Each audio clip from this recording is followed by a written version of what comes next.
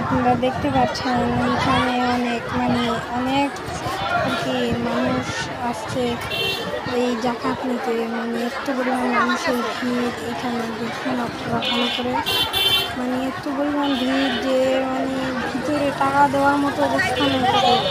তারা যারা দেওয়াল টুককে ঘরের ভিতরে ঢুকছে, ঢুকেই টাকা নিচ্ছে, আবার আসছে, আবার ঢুকছে, এইভাবেই তাদের চলতেছে।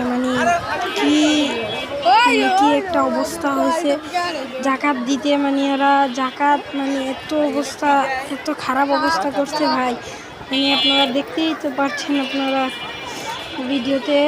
অনেক অনেক মানুষ এসেছে, কিন্তু তারা তো শৃঙ্খলা মানছে না। তারা দেওয়াল টুকে ঘরের ভিতরে ঢুকে যাচ্ছে, ঢুকে টাকা নিচ্ছে। একটু আগে একজনের আঙ্গুল ওদের আটকানোর জন্য বাঁশ দিয়ে আঘাত করছে, এই জন্য একজনের আঙ্গুল কেটে গিয়েছে। এই যে ফার্মেসিতে গেছে আঙ্গুল কি করতে। আমরা আরও দেখতে পাচ্ছি এই সামনে আরও দেওয়াল টুকতে যে এই যে এই গল্লি দিয়েই সবচেয়ে বেশি মানুষ আর কি করছে, দেওয়াল টুকাচ্ছে। এখান থেকে ছোট ছোট বাচ্চা যারা এইখান থেকে ছোট ছোট বাচ্চাকে উপরে তুলে নিচ্ছে, নিয়ে আবার টাকা নিয়ে